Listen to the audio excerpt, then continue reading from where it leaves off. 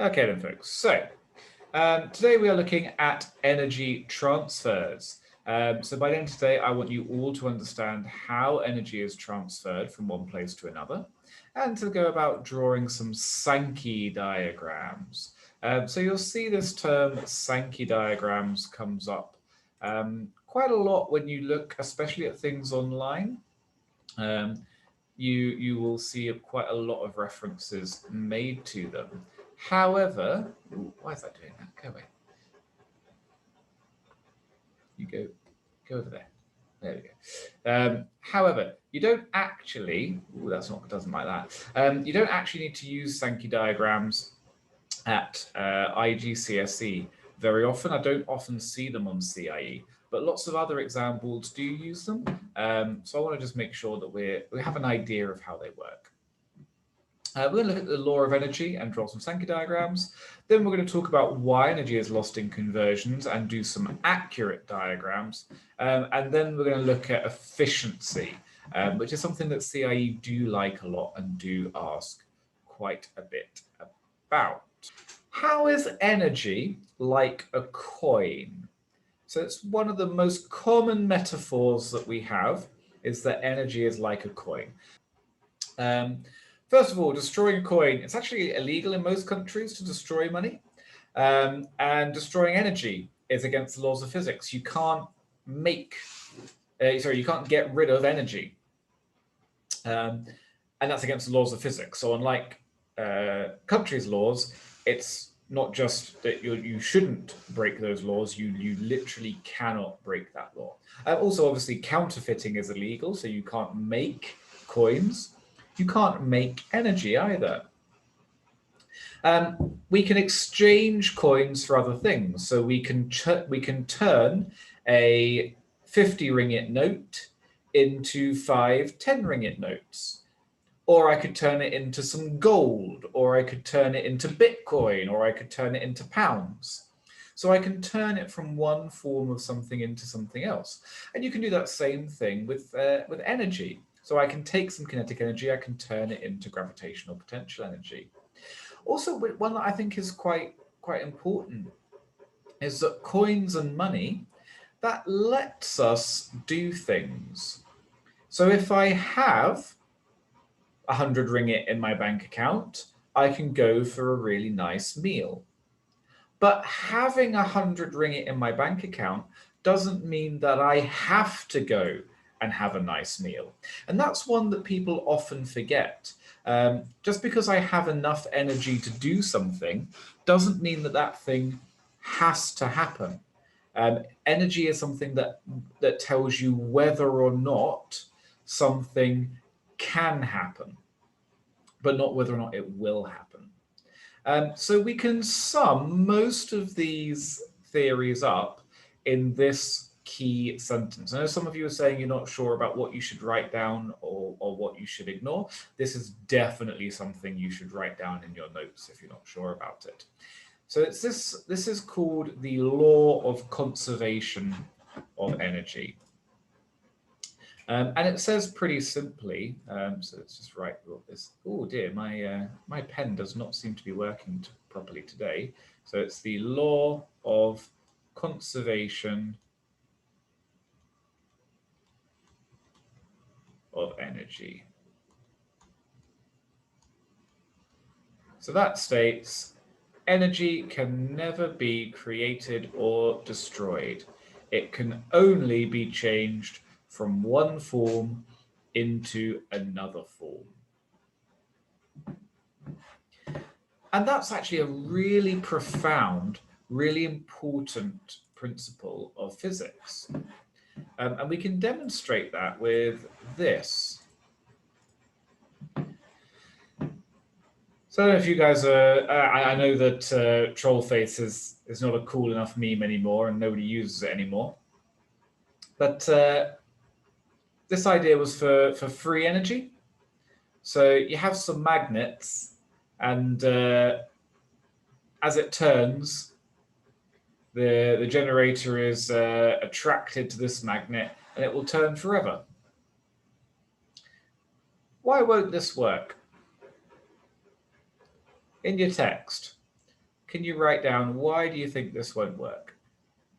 So why this doesn't work is actually really complicated, and one that I actually use this exact image when I'm mentoring people for Oxford and Cambridge interviews, because actually explaining why this works, breaking down all the physics, is incredibly hard.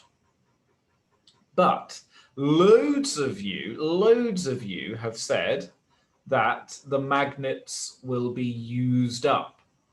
Now that can't actually happen. Magnets can't be used up. But the key reason why this won't work a lot is the same idea of the magnets would be used up. It's the idea that this would get energy for free. And that can't happen because you can't create energy. You can't create energy from nothing. You have to have a source of energy that the energy is coming from. So when you're saying, oh, you'd use up the magnet, that's a brilliant answer because it's showing that you've understood that energy has to have come from somewhere to go into the battery. Now, like I say, you can't really use up a magnet. That's not how they work.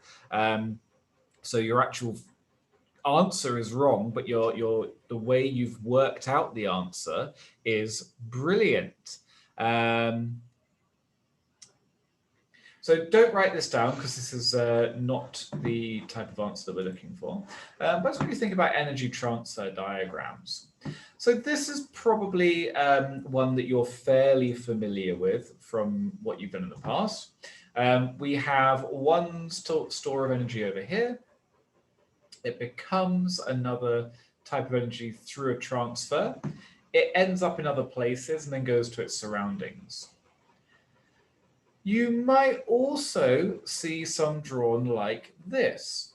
So we see some energy transferred as light and some energy gone to its surroundings. What's different about these two diagrams? Why have I drawn one diagram like this? What does this second diagram show that the first one doesn't? So we can give those particular terms. So this type of energy that goes to its surroundings, we often call that the useful energy transfer. So in other words, that's energy transfer that you're right, the thing was designed to do. These ones are often called wasted energy transfers. So they're transfers that are not the intended purpose of this device. Now, drawings like this are pretty common, but there's actually a better way of drawing that. What we like to do is this. Switch off annotation, is this. So this is called a Sankey diagram. And the way a Sankey diagram works is the width of these arrows represents the amount of energy. So we have going in 100 joules of electrical energy into something. And then we always draw these so that the useful energy goes to the right and the wasted energy goes downwards. And again, if I draw this back, the idea is that the width of these arrows shows the proportion of energy that's going in each thing. So is this device good at doing its job? More than half of the energy is going to waste. Second question, so I've just drawn these widths as A, B, and C. Is there anything that we can say? Oh, I've just given it away. All right, I can say that A is equal to B plus C. So the width of these two arrows together should be the same as the total width of the energy going in, because as we said, energy can never be created or destroyed. In this case, it's being transferred into two new forms, but those new forms of energy should add up to the energy that goes in. Okay. Now, when we're talking about energy, there's often a lot of waste. And most things actually turn out to be quite wasteful. So in a power station, usually only about a third of the energy that you put in comes out as something useful. So you can see that the fuel energy that we put into something, because energy can never be created or destroyed, that should equal the waste energy out plus the useful energy out. All the energy that comes out should equal all the energy that goes in. Now we can give a number to how much energy is used efficiently. So we call that just efficiency. And we calculate that by taking the useful energy out and dividing it by the total energy in. So be careful about these terms. All right. Efficiency will give a number less than 1. So it's a number between 0 and 1. Percentage efficiency, that is between 0 and 100%. So to get to percentage efficiency, we multiply this by 100. You've got to be really careful with that, because in the exam, they sometimes try to trip you up by asking you for efficiency. If you give them a percentage, you will lose a mark. Okay. So in the previous slide, we said that energy in is 100 joules. We said that useful out was 40 joules. So can you go ahead and calculate the efficiency of this power station for me? Oh, I haven't made this a drawing slide, have I? All right, I'll just show you how to calculate it. So to calculate it, we would say, if we want the percentage of the percentage efficiency, the useful out is 40. I divide that by 100 for my total in, and I'm going to multiply it by 100 to get the percentage efficiency, which is 400. If I wanted just the efficiency by itself, just the efficiency, well, that would be just the number 40 divided by 100. So the efficiency will be 0.4.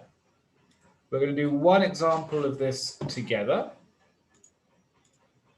So I'm saying that 150 joules of energy is put into a power station, and 105 joules of waste heat energy is produced. First thing, can you calculate the amount of useful electrical energy produced, and then tell me the efficiency? I can say that 150 is my total energy in. So 150 take away my waste. That's going to give me 45 joules of useful output. So now it's just a matter of using the calculation. So I can say efficient. I'm just going to use a big E for efficiency. Because again, my pen is being really slow. Efficiency, that will be 45 joules. That's my useful output divided by my total input, which is 150. So that is 0.3. That's my efficiency.